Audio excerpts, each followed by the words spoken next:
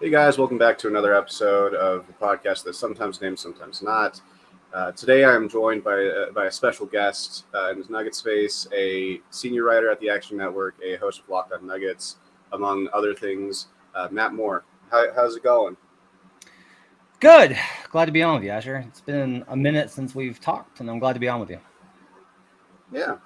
So, for those unaware, Matt is one of the more known voices locally, and I figured having him on after CT, two of the more known voices would be a good compare and contrast for different viewpoints on the Nuggets offseason. So starting off, what do you make of the just lack of big moves this offseason? Because some people were hoping to see bigger trades or bigger signings, or just more notable moves than signing Dario Saric to TPMLE. What do you think so far of just the inaction of significance? I think when you're team building, there's a number of options that you can take in terms of the approach that you go with. And quite honestly, like one of them is a hyper reactive, very in the moment, very ad hoc, improvisational, like, let's do this thing. And I think most fans kind of like that idea because you're more prone to overreactions and you're more prone to bigger things. You can be a team that is essentially, if you think about it from a poker perspective, somebody who's really tight and doesn't play a lot of hands and then pushes everything in when that moment is right. That's the Heat, right? Like Miami's like, nope, don't want Bradley Beal. Don't care that we're going to be 500. Not good enough. They keep waiting and waiting and waiting and waiting in the hopes that they'll get Donovan Mitchell or Joel Embiid, a level of player that's going to like an MVP top 5 level player that they can build a championship team around, because that's how Miami approaches it. You can take an approach of being just like hyper conservative and ultra patient like Tim Connolly did, which is like wait. Okay, now we'll make this move. But even then, like we're going to pass over several moves several times. The Nuggets have a path, and they have a plan, and they have an approach that they want to take. From my perspective, it's better to have that kind of construct to be like, no, this is how we operate. Like this is what we're going to be, and this is what we're going to do.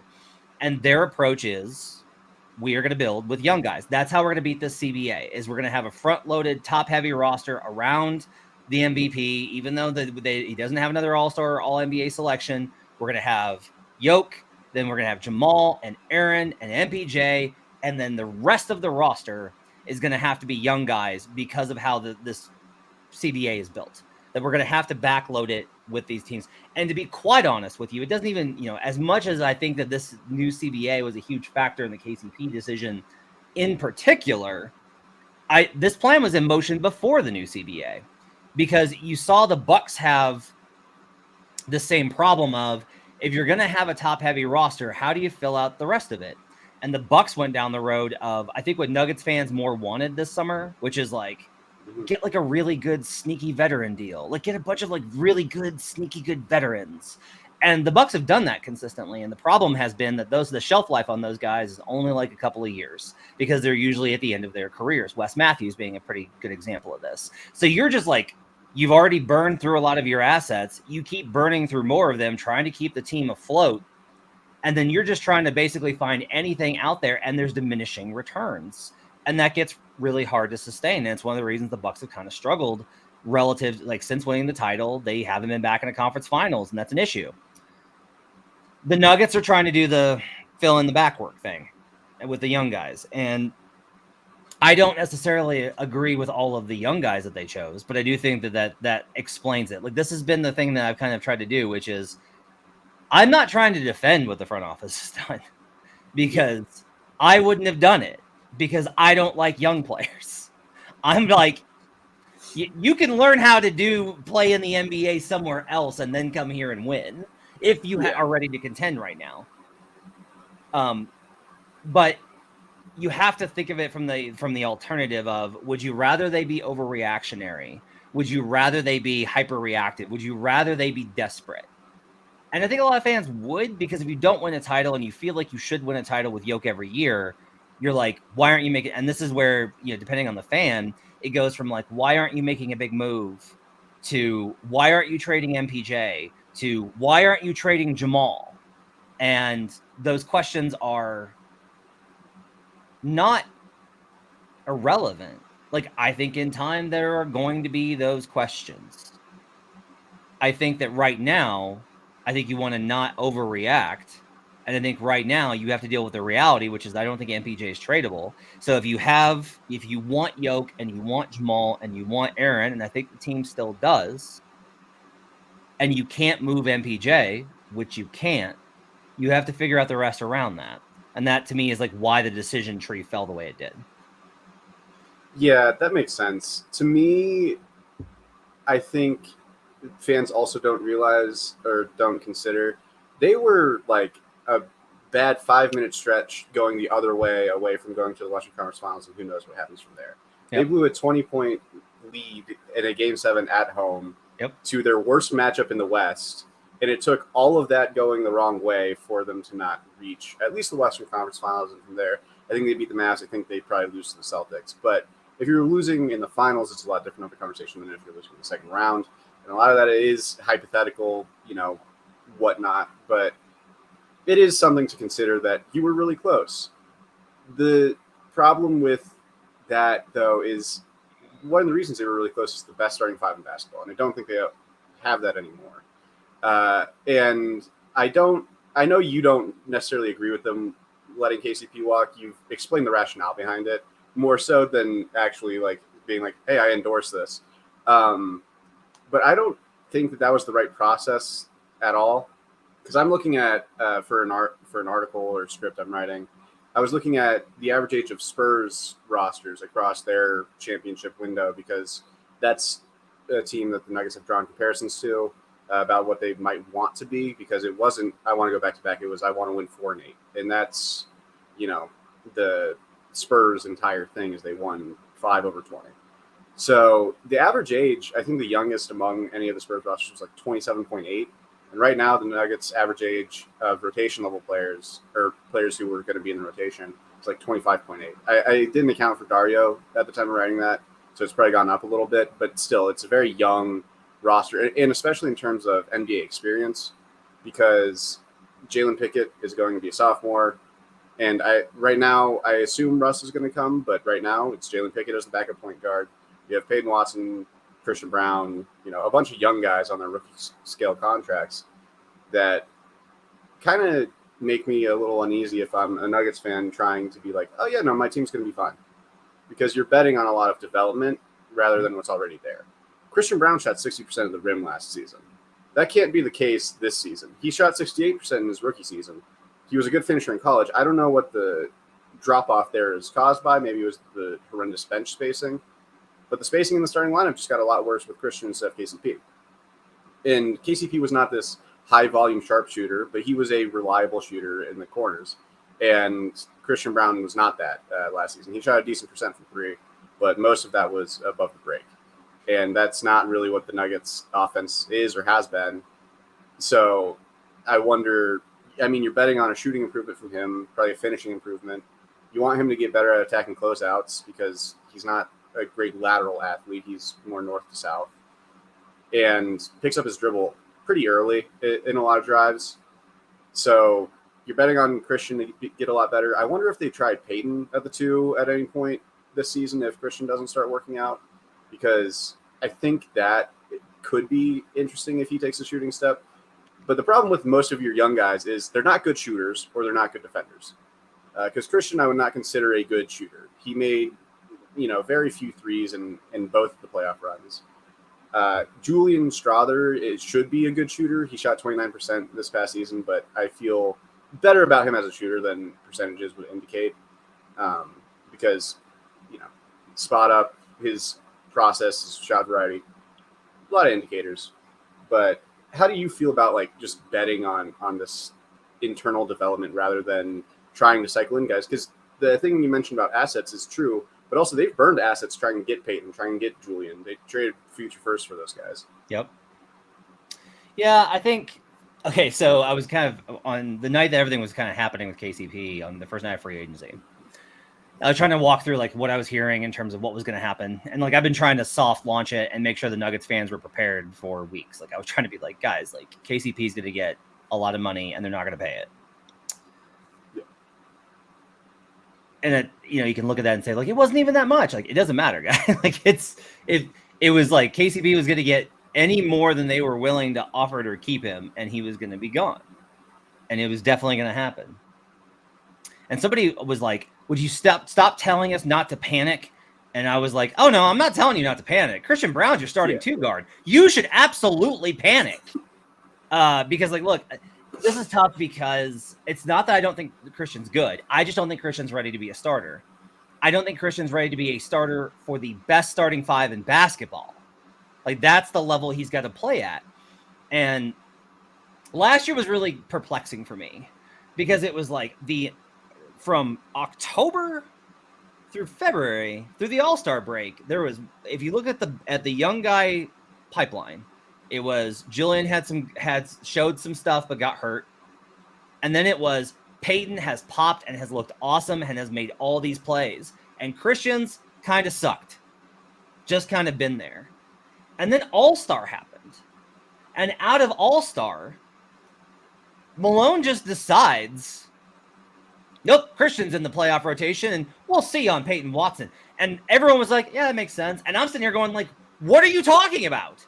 Like, I've been here for 5 months in this building watching Christian Brown be unable to execute drives because he gets in the air with defenders that are able to meet him, and there's no counter, and he can't make the read. He's not a great shooter. What are you talking about? And then Christian shoots pretty well from above the break and raises his percentage up, and everyone's like, oh, see, fine.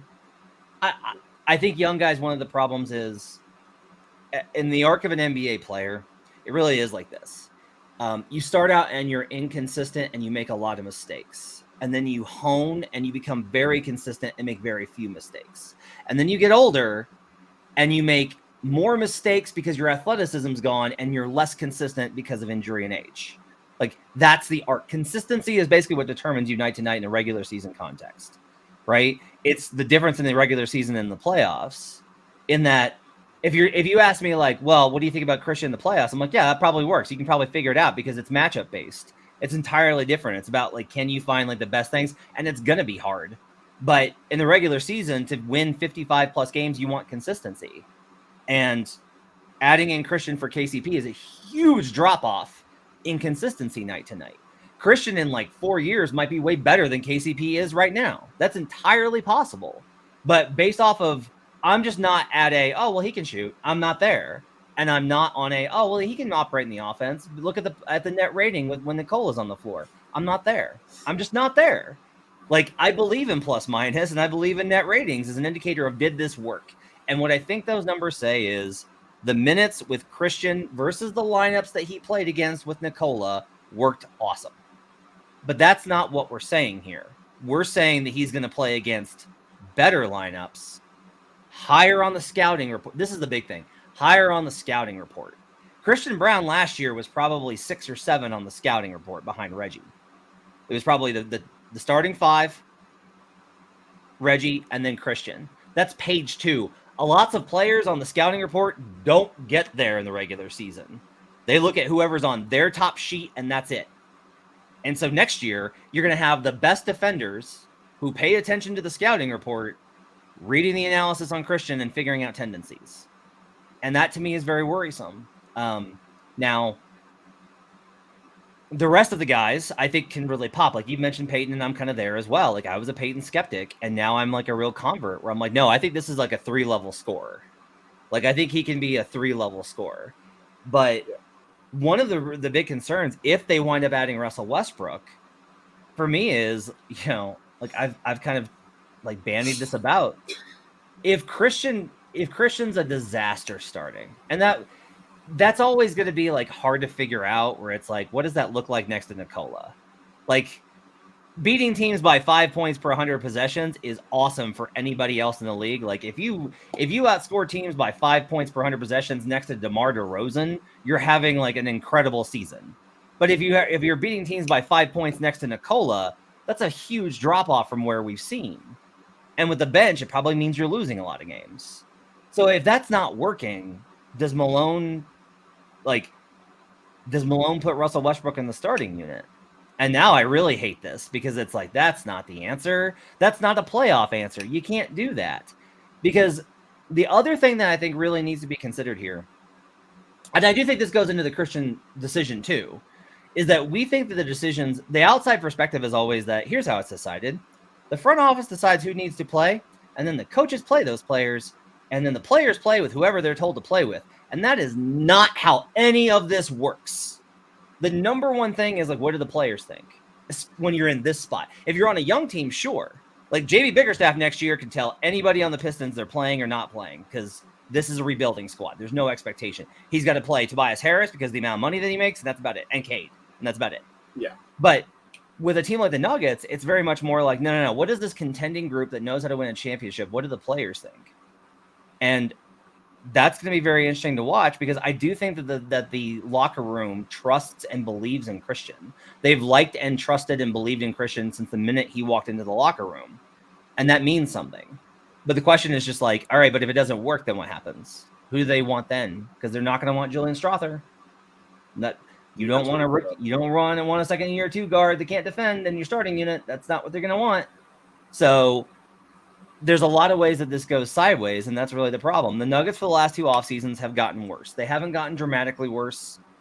And if you told me they win the title, I wouldn't be surprised. Like the Nuggets are still going to be an elite team in the NBA because not only do they have Nikola Jokic, but they do have these other 4 players who all sign contracts of over $100 million. And it is not impossible, but very rare that those players are outright bad. They're good players. These are all great. They're championship players. They're good enough. But man, the questions of like what happens to me are very interesting. Like this to me is where the KCP decision does come in though, where on the other side of this, a big reason why I advocated for them not to keep the KCP thing in terms of, like I said, wasn't advocating for it, but why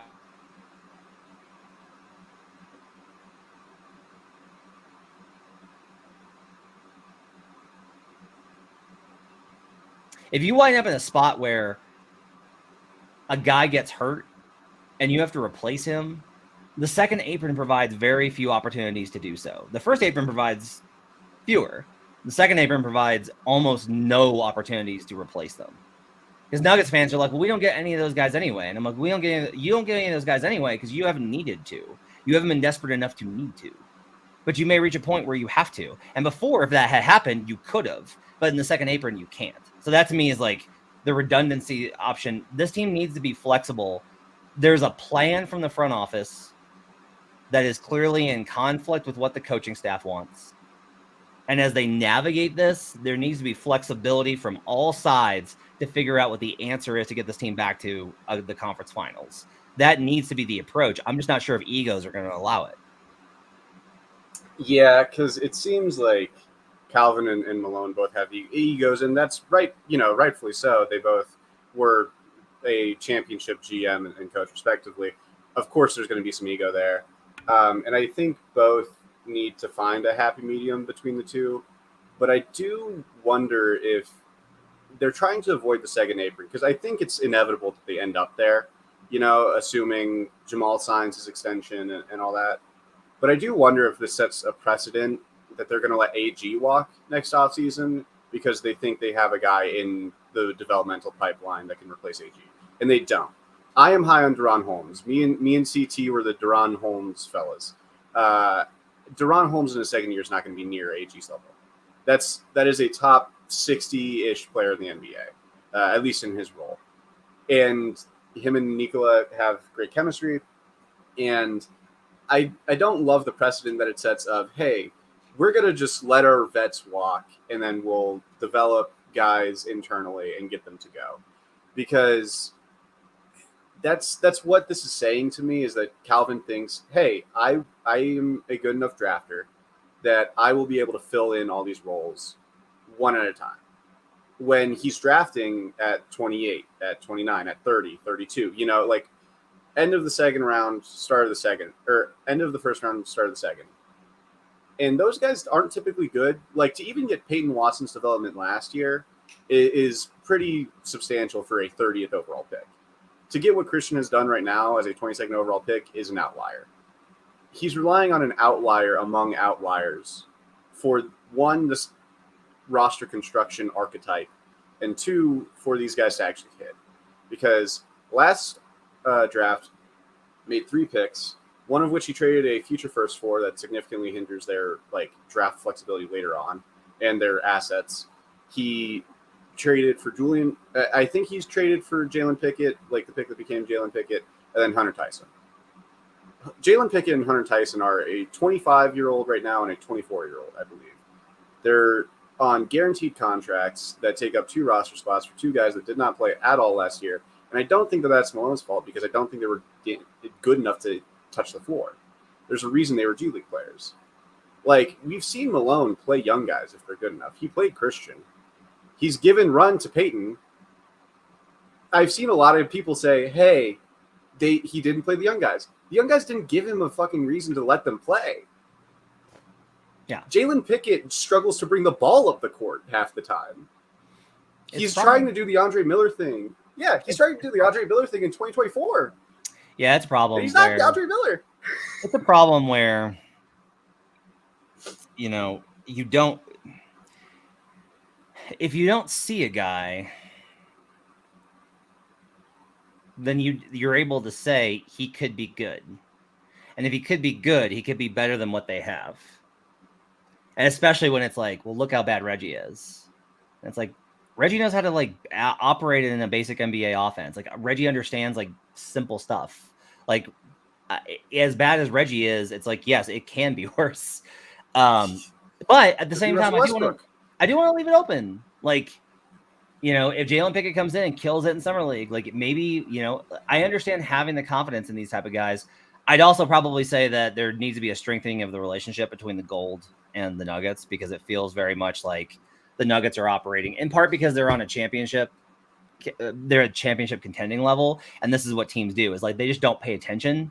It's very hard for you to have the same level of effort at all times. It's honestly, to me, is one of the things that continues to, you're never going to find me running out of good things to say about the Oklahoma City organization, but it is one of the most impressive things that, like, they will go from analyzing and making decisions off of a massive regular season matchup with seedings on the line versus a top level Western Conference team. And they will approach like breaking down the results from that for future decision making with the same level that they do. How did the Oklahoma City Blue game go? Like, they will approach that same level. So I think it's just hard because the Nuggets don't have a close relationship with the Gold. It doesn't feel like Pickett's not going down and coming up and going down and coming up and going down and coming up and playing and going down. It's just like, go down there and get better, and then we'll see you later.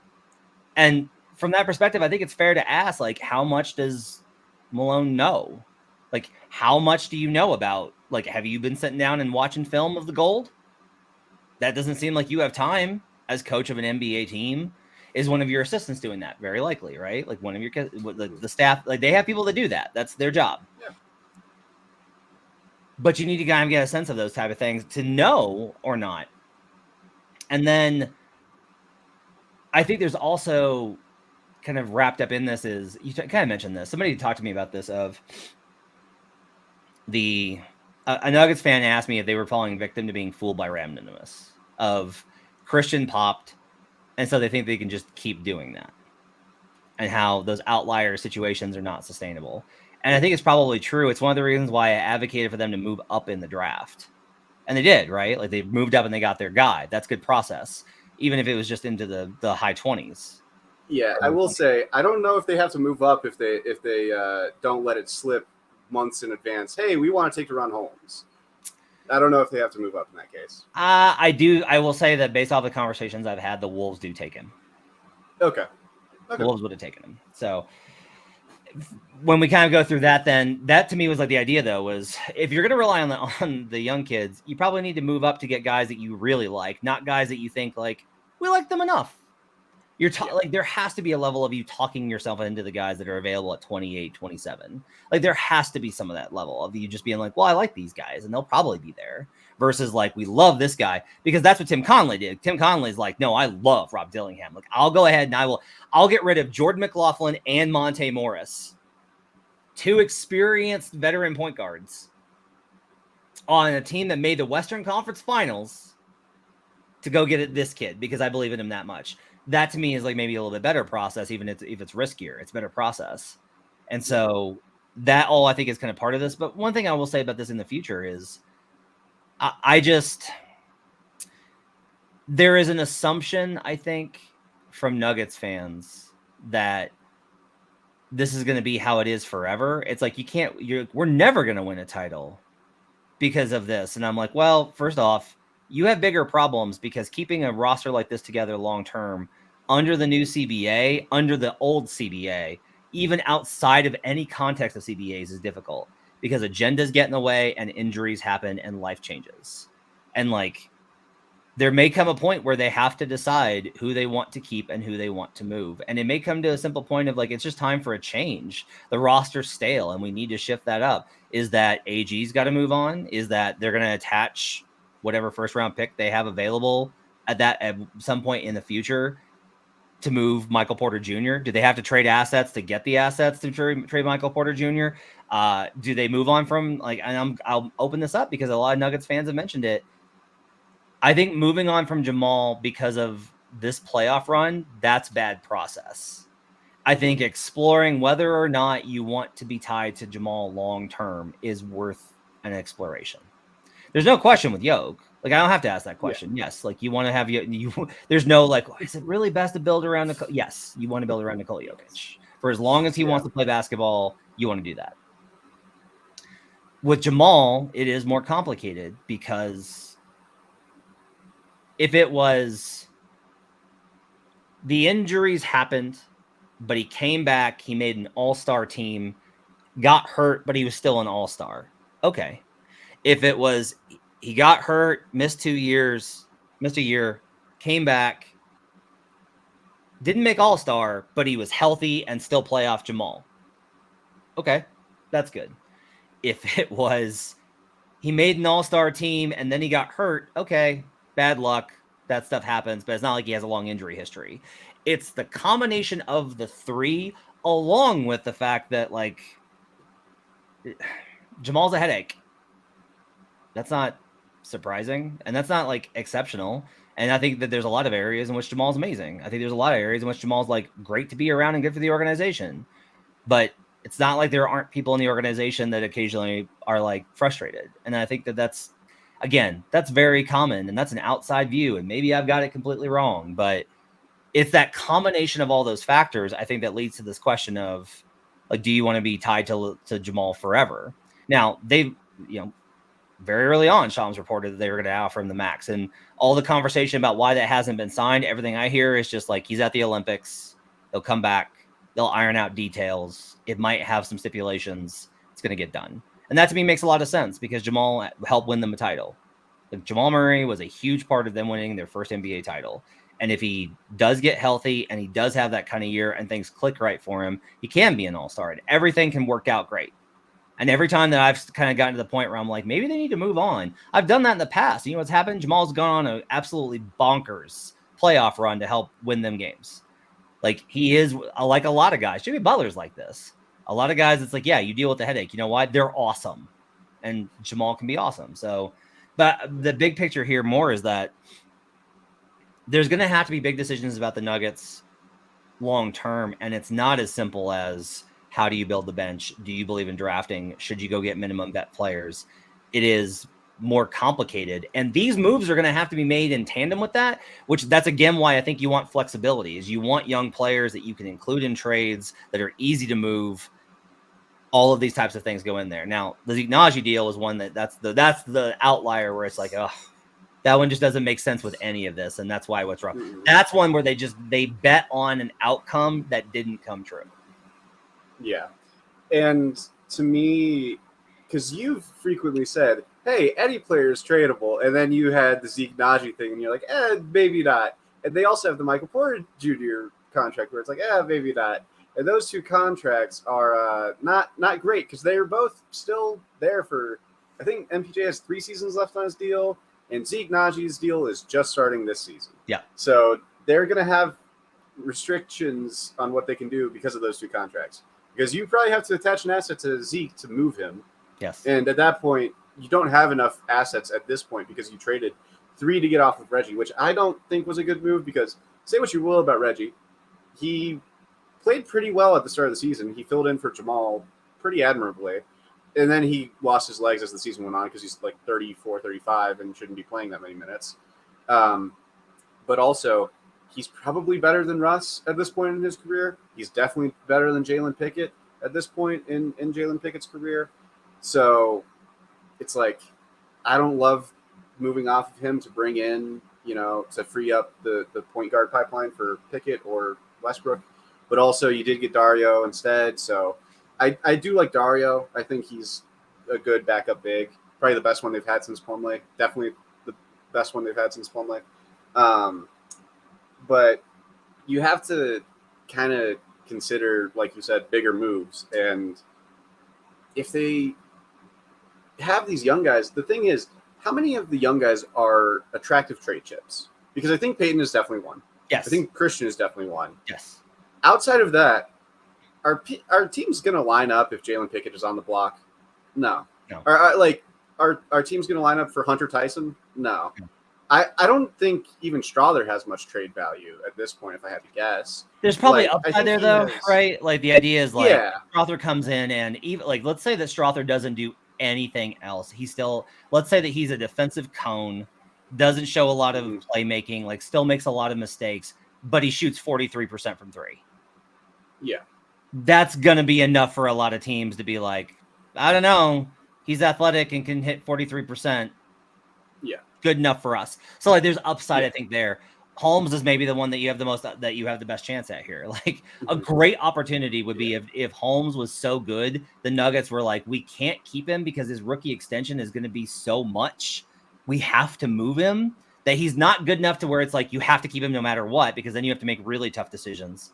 But it's like he's just good enough that you would definitely extend him if you were in another spot, but you can't. So you're going to trade him for maximum value. That's like a very good outcome for them. But also, like, so much of this so many of their problems would just be solved by a redistribution of, and this is maybe honestly where a lot of like the AG stuff comes into. It would be better if it was MPJ, but it may wind up being AG, where it's like, if you just took AG or MPJ and you broke them down into 4 pretty good contracts of pretty good veteran players that could play either guard spot and either forward center spot, your roster is just like a lot more flexible, deep, doesn't have to be strained as much. You can take more nights off. Like, everything is better then. But the problem with that is, like, if you do that, guess what you're taking away? You're taking away the absolute apex peak of what this team can be. Now, I made this comment last year, and after the season, I came back around. I was like, do I still feel that this is true? And it is. It's that with that best starting 5 in basketball last year, I still didn't think that their apex was as high because they got better on defense and the offense just wasn't as explosive. It was still great. It just wasn't as explosive. There weren't nights when I was like, God, there is no way to stop this team offensively. There just weren't as many nights. And so if that part's already gone, if you've already lost that, oh my God level, you can take risks with maybe breaking some of this stuff up. But I do think, like, AG in particular, I have a hard time, mostly not just because, like, he's my favorite guy to talk to in the locker room, that I have so much respect for him. Oh, yeah, he's great. Like, I have nothing but great things. And AG does the stuff that I care about. AG does the details. He tries a secondary play make. He sacrifices. He battles guys bigger than him. Like, I have nothing but appreciation for Aaron Gordon. Can you win a title without Aaron Gordon? I think is like a tough question because of what he brings to the table, because of how much support he gives Yoke. Maybe it's just like you just have enough other guys and you're able to get through it because matchups. Again, this is what's tough though, Asher, is like we look at like, is that good enough? And then I look at the other side of this and I go, that Dallas Mavericks fluky ass team made the finals and was 3 wins away from a title. If that Yeah. team can do it, and don't get me like, and it's like, well, they have Luka Doncic. The Nuggets have We Nikola have Nikola Jokic, Jokic. Yeah. right? Well, they have Kyrie Irving. Well, the Nuggets have Jamal Murray, who actually has been better in the playoffs over like the last 4 years than Kyrie's been. And then, it's like, oh, they have all this defense. Well, the Nuggets had Aaron Gordon and KCP, and now they have Aaron Gordon. Yeah. So like, it's definitely all there for them. But it's just kind of, I think they have reached a point where you have to pick and choose between, are you going to try and play to apex, or are you going to try and increase your sustainability across all different lineups? The problem right now is that they're stuck halfway in between, where there's no reason to think that they're going to be apex this year of like, oh my God, this team's so incredible offensively. And there's no reason to think that they're like super deep with all this young, unproven, mistake prone talent. So they're stuck in the middle there. And that I think is worrisome and frustrating. Yeah, because the middle ground is often where you don't want to be in the NBA. Right. You don't want to be the Chicago Bulls. And not that the Nuggets are the Chicago Bulls, but maybe there's the Chicago Bulls of contenders, which would not be a good thing because I think they're straddling the line a little too much. Like you just said, like they're sort of doing the young dude thing, but also they've signed some vets. They've done all that. And I think you just gotta either hard commit to one and trade up. Like I know Swipa said that on Locked On. Like he's like trade up, and I agree with that because if you're gonna do the young dude thing, get the good young guys. Yeah, get the guys. Yeah, trade up in this draft. Get Devin Carter. Devin Carter would have been great on this team. If you were like, hey, we are letting KCP walk, but we have Christian Brown and Devin Carter as the backup option, I would feel a lot better about that than, hey, we're gonna start Christian Brown and I don't know what else. Because Christian just has not shown to me that he's a startable player. But Devin Carter, to me, is like a very strong rebounder. He's a better shooter than Christian, if I had to guess. Like, he does more playmaking than Christian. He's a bit smaller, but he plays a lot bigger than he is. That's just like an example. But there are guys who you could have traded up for that would have probably made a pretty big impact on the team. And now it's like, do you have Jalen Pickett, Hunter Tyson, who, like, even the local media doesn't really talk about Hunter Tyson, which I find really funny. It's like, Jalen Pickett, gosh darn it. And then it's like, they also drafted a guy like 3 picks later that's the same age and that has shown, just as less. And, like, I've gone back and watched the Gold. I always try and do these film studies. Like, when I was writing for Stiffs, I did a lot of film studies. I still do that because I'm a sicko. I watched Jalen Pickett. He didn't look good with the Gold, in my opinion. Like, he was obviously one of the better players on the Gold, but he's a G League player for a reason. Like, he was struggling against G League guys a lot of the time. That's like, if he's going against the Timberwolves and you're like, hey, Jamal's going to take a break, you're the ball handler, he's going to be awful in that situation. And it's just, if you're going to do the young guys thing, get good young guys. If you're going to do the veterans thing, get good veterans. Trade for Alex Caruso. Trade Peyton Watson and a pick for Alex Caruso. Because Caruso is about the only player that could have been a proxy for what KCP has been and is probably better than KCP. So, like, get good vets, get good young guys. Don't do this thing in the middle where you're drafting in the late 20s and early 30s every fucking year. That'll only end up with you getting in a spot where you're like, hey, guess we got to let AG walk because we have Peyton Watson and Deron Holmes as our next fours. And I'm high on both those guys. But I don't think either of them are near AG's level right now and probably won't be for at least 3 years. And championship windows are always smaller than you expect. Because now we're talking about, like, hey, are the Nuggets kind of walking the line towards the end of the championship window? Like, if AG walks, in my opinion, that kind of shuts the window. I still think they could make the finals, but I don't think they would be like a top 3 in the West conversation to get to the finals at that point. Because like a lot of this is that, history says you got to be top 3 to win the title. You have to be a top 3 seed. It just doesn't happen otherwise. Mavericks made it. Nope. Not even competitive. Heat made it as an 8 seed. Not competitive. Right. And you can win as a 4. I like 4 is where I'm kind of like, okay, as long as you're within range of the 3, I'm going to feel pretty good about it. And so then it just kind of becomes like, okay, Oklahoma City, Minnesota, who I think is better. Mm-hmm. Dallas is a tough one. Yeah. The thing is like, okay, if it's not Dallas, are you sure that it's going to be Denver and not another team that jumps them like Memphis or New Orleans? Yeah. And then it's like, okay, if 2 of them jump them, then it's like 5. And now it's like, no, like you're probably not good enough. But at the same time, look, last year I talked about this. I've got a model that I use for betting purposes, and it spits out and like it's done really well on win totals. And it was saying that the Nuggets were going to finish with as a sub 50 team, and they won 57. Now, every indication is that they won more games than they should have, and it so much so that like I battled with Adam on this about like Adam's like, well, that just shows that you can't use that on the Nuggets. The Nuggets are built different. And I'm like, I don't know that I trust that. And I think that the clutch stuff, I think, kind of masks a lot of that. And that's where I think you got to kind of move past it. I'll also say this, though. Basketball is unpredictable. And as much as you said, like, championship windows are short, they are, and they're not from this perspective. The Mavericks legitimately had a window between 2003 and 2012 where they could have won a title. Like, they had a 10-year window because of having Dirk where they could have won. Like the Spurs comp is really good, but it's also an exception because of some of the guys that they found and how things happened. And also just like things fell in their lap, like 07 just fell in their lap. Yeah. But there are these franchise players that open the window and you can win later. The Warriors went between 2018 and 2022 without a title. Got back and won it again. So these windows I think are more open when you a lot of it is the championship windows close when the superstars are like, I want out. And everyone starts ascribing that to Nikola. And I just don't think I honestly just am like, I do not think Nikola will ever reach a point where he's like, yeah, I just want a beach. I don't think he'll get there. Like, I just don't think he will. I think he's just going to be like, no, I'll stay here. They believed in me. Yeah. I've been here. I'm just going to be here until I leave. And then I'll go back to Serbia and be done. And you'll never see me again.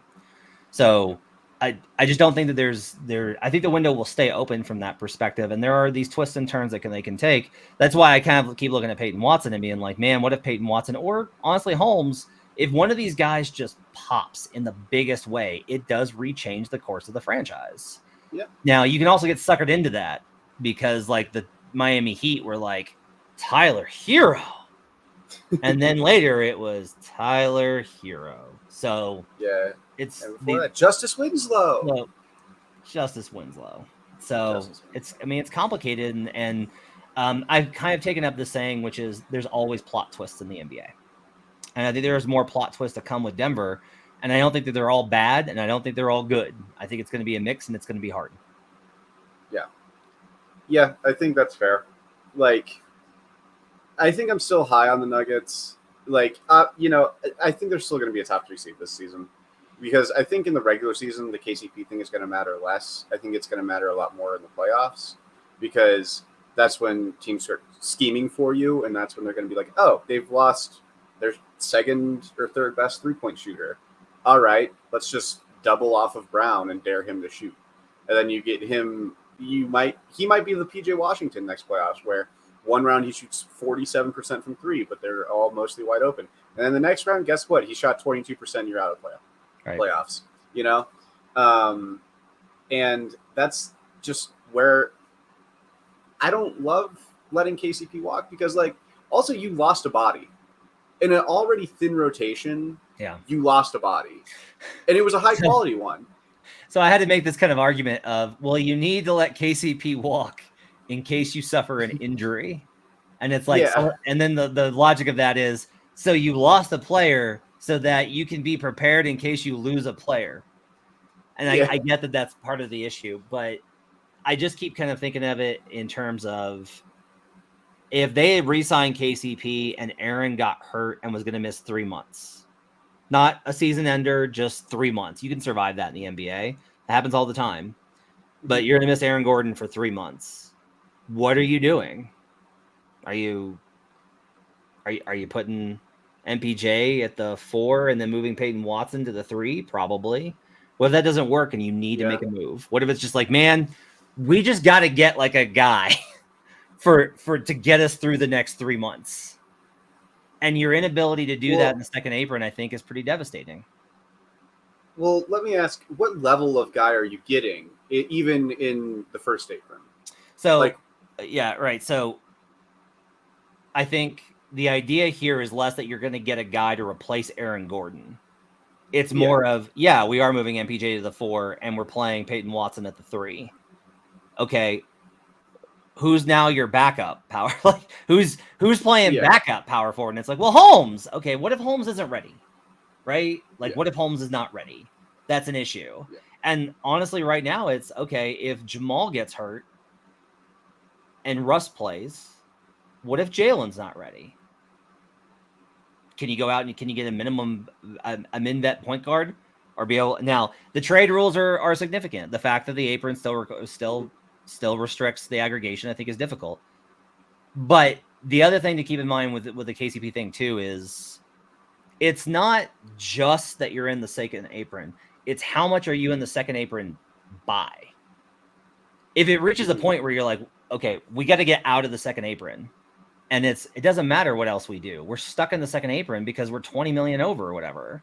Like we have no shot at getting out of the second apron with KCP. And he's on roster for multiple years, so we're going to have to deal with this repeatedly. So if we kept KCP and we keep Aaron Gordon and we keep this magical starting 5 together, we're literally never getting out of it. Now, is some of that the luxury tax? Yes. Yes. Like some of that. Somewhere those conversations are being had. Because again, that was where I got really pissed off. Was Nuggets fans were like, why are you covering for the owners being cheap? And I was like, no. I've been doing this. I've been in this city. I've been covering this team for 12 years. And I have blown them up at 6 different times for how cheap they are. I keep talking about the practice facility because it's absurd. This franchise, the ownership decisions, and I want to be very clear, ownership and not governorship is how I would describe this. The ownership decisions are always bent towards, we'll pay for players because the players are the product and they're the premium, and that's how you compete. We're willing to pay for it. Everything else, we will go cheap on. We want to pay executives less. We want to pay coaches less. We want to pay staff less. We want to pay support staff. We want facilities to cost less. And everything else that we do, we want to make sure that we can make money off of it. Like, why don't they have a practice facility? Because they haven't gotten enough money together to be able to figure out how to profit off of it. Like, that's the reality. And that's worthy of criticism. That's all to say that I think they're willing to pay the luxury tax, but when you get into second repeater, does it make them be like, well, if we could do this and save the money, could we do that? Like, could we save the money and have a good team? Yes, because that's largely the function of the second apron, is to get that. To me, is like the big lesson here. The players are still getting paid a ton, and they're still making the same percentage of BRI. But what the second apron does is it takes teams that want to win without having to spend. That's what it created, was a system where it's like, can you win a title without having to spend as much as everybody else does? And the answer is yes now, because they've made it so prohibitive to spend. So now it's like, yeah, everybody's a little bit worse. Everybody's a little bit worse. So the teams that aren't as good can win as much. And that to me is like the very big kind of lesson of it. Yeah. To me, it's kind of creating the NFL thing where it's like, there's going to be a new team every year that's pretty good. And now I think the Celtics are going to kind of be like your Chiefs, where every year, because the Celtics are paying Derek White, they're paying Drew Holiday, they're paying their guys, and they will be good for as long as those guys are there. Because Tatum, because Brown are both young. Like, a lot of their guys, Drew is older, yeah, but a lot of their guys are still in their 20s. Even by the end of their contracts will be in their early 30s. They'll still be good. I don't know if they'll be in the finals every year, but they don't have a Patrick Mahomes, but they do have Jason Tatum, who's really good. And I think it's creating this like, hey, if you're going to pay, you're going to be good. You're going to be a lot better than everyone else because not a lot of people want to pay. But it's also creating the thing where it's like, yeah, Nuggets don't probably want to be in the second apron for 5 years when they're locking up KCP, and then they have to pay Jamal. Right. And then also, by the time KCP's extension is over, you have to extend one of Christian Brown or Peyton Watson. And so yeah. I find it very funny, and we'll see. Grousebeck's supposed to stay on until 2028. Mm-hmm. But like ownership and where the money comes from will eventually start to change hands here over the next 3-4 years.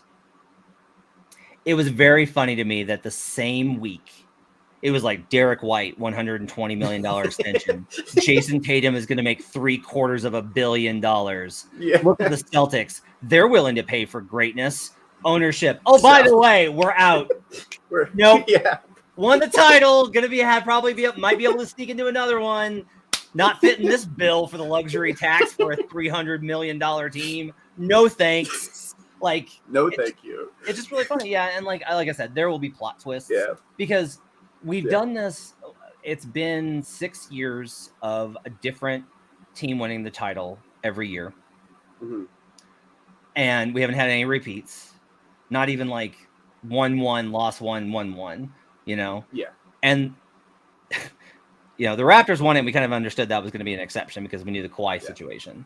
2020 happens, and we were all like, well, we don't know if we're going to live or not, so we don't know what's going to happen. But, you know, the Lakers will definitely be back. Nope. 2021, the Bucks win, and we're like, the window's wide open. What can stop this Bucks team? Nope. 2022, the Warriors. Well, the Warriors are back, and Steph's not going anywhere. Nope. 2023, the Nuggets. Project Dynasty. Nope. So, you know, it doesn't work out that way. And it really is as simple as like guys get hurt. It also, though, I will say, one of the things I think gets missed is we are in an era where parity is so important, is such a big deal. One of the things that happens is chemistry matters to me more than talent does right now. Do your guys fit together? Do they make sense together? Do they click together? And do they love to play together? Those things actually do matter more than just, do you have the best guys? In 2011, the Miami Heat did not make sense together. They didn't know how to play together. They didn't necessarily get along. Their vibe wasn't great. LeBron felt like the biggest jackass in the world. They still made the finals and were 2 wins away from the title, right? Yeah. Because it was just like talent. But since then, we've seen the Nets, not a chance. Didn't work at all. The Suns are 0-2 in the Kevin Durant era. Like, haven't made a conference finals yet, where you have to have that combination. And the problem with chemistry, though, is it changes in very unpredictable ways, because guys that love to play together one year don't love to play together the next. Now, one of the big advantages that the Celtics have now is that because everybody got paid, that's like how the Nuggets were last year, where there were no agendas. Everybody was paid and everybody was on the same page. Everybody was happy and copacetic. This year is going to be a little bit different, and depending on what happens, because if Jamal gets that extension, everybody else on that team is going to be like, okay, so he got paid, and I'm around. I play every game. So what about me? Yeah, and that changes dynamics. But with the Celtics, there will probably be plot twists and changes. Will they be good? Absolutely, but also, I don't think that a lot of it on the surface, it all makes sense of 164 games. That's a huge amount of wins, had the best net rating, 5th best SRS of all time, breezed through the playoffs, won the finals. When we start to parse it out and we dig out the pieces, though, the criticisms are valid. And that's why it's very not only possible, but likely the Celtics will not win the title the next 2 years. It's likely they'll win one of the next 2, but there's a window here, I think, for other teams to compete. And I still think Celtics fans won't feel this way now, because Nuggets fans know, like, after you win that title, you feel invincible. But if it's Celtics Nuggets next year in the finals, most people are going to be like, yeah, I'm going to take Jokic. I'm going to take the Nuggets. So no matter what happens, the Nuggets are still in a pretty good spot to compete for a title. Yeah. One question I do have is, because you mentioned like the championship year, no agendas or anything. I heard Adam mention that Reggie Jackson didn't fit into the locker room, which doesn't line up with sort of any of the things that I've heard about Reggie as a teammate and all that stuff. I'm not as plugged in. On DNVR, he said that there was kind of I'm paraphrasing. This isn't a direct quote, but he said, like, there was sort of a sense that they needed to move on from Reggie this offseason because he was not great in the locker room. And I was wondering if you heard anything like that, because I hadn't, not that I'm as plugged in as either of you, but I hadn't heard anything of the sort. People around players will love to talk, especially about players that are higher in the rotation than the people that they are connected to. I will just tell you that from my experience in the locker room, Reggie was very well liked. That he was always hot, like they were, other guys in the locker room were always chatting with him, were always yucking it up with him, were always talking about going out. That there was like, I never saw that, I never heard that. That doesn't mean it's not true. I'm not going to sit here and contradict Adam. Sure. But that was not my experience. I do think that most veterans, like I said, like to me, there's a reason that Reggie played. Veterans like other veterans. Yeah. And that's the thing. Yeah. So that would be kind of my read on it. But that said, look, Reggie's bounced around a lot. Reggie's rubbed a lot of people the wrong way. He rubbed Russ and KD wrong in Oklahoma City. He rubs people wrong in Detroit. I think the people in the Clippers really liked him. But, I like most of us, our personalities could be abrasive at times. Yeah. Yeah. All right. I think we've kind of covered most of the Nuggets offseason so far. Real quick, how would you feel about a Russ fit? I feel like you've talked about this on Locked On, but I don't love it personally. You have to understand that for me, it's less about like the basketball side of it. Mm-hmm. Like I'm getting ready to do Hornets tape and sit through the nightmare that is watching the Charlotte Hornets play basketball. Yeah. Shout out Bryce McGowan, who I love watching play. Really? Yeah, I love Bryce. Oh, okay.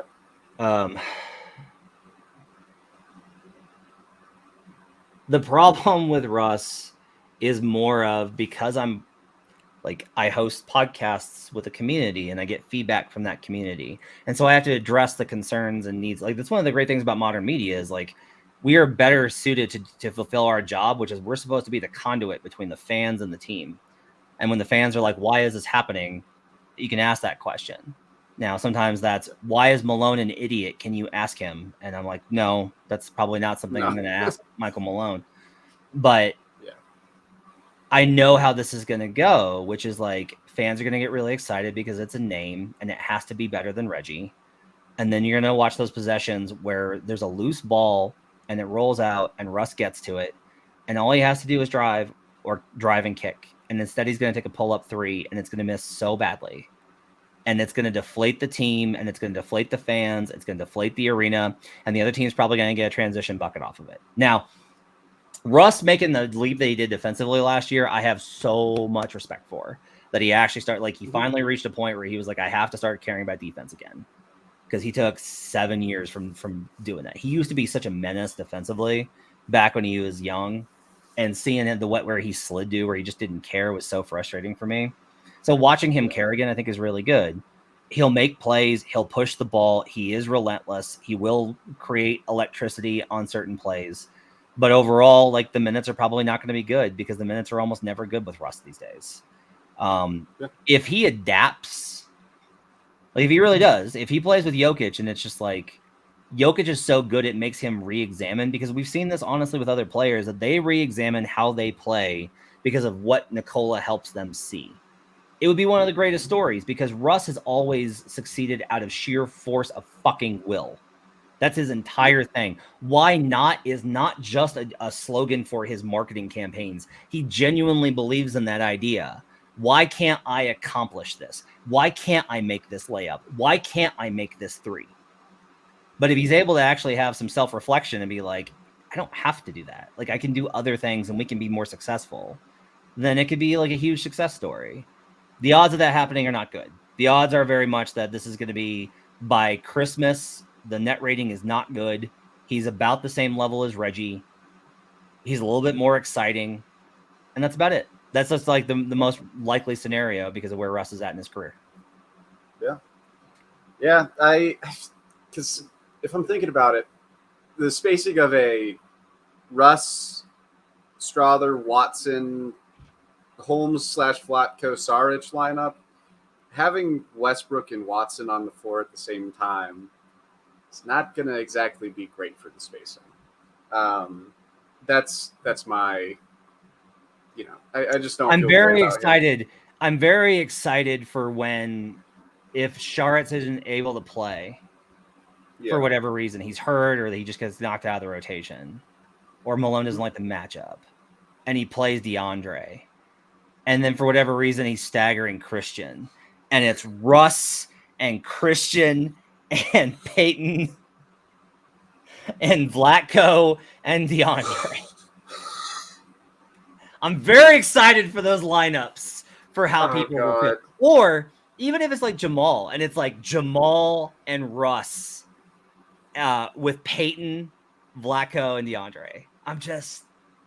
You are sadistic. Chef's kiss. Let's go. You are sadistic. Oh my God. No, that would make me lose my mind, which I think is why you're excited for it. No. Yes. I think with that, I think that we've hit kind of everything there is to get to so far. Thank you so much for coming on. Before we head out, is there anything you'd like to plug? If you like betting, check out Buckets. It's my daily NBA betting podcast, going 3 times a week in the summer. If you like the show on Locked On Nuggets, make sure to check out Locked On NBA. I'm on there on Tuesdays with David Ramil. It's a good show. Cool. Yeah, and I will link all Matt's stuff in the description. Thank you guys so much for listening. I hope you have a great rest of your day, and have a good one. See you.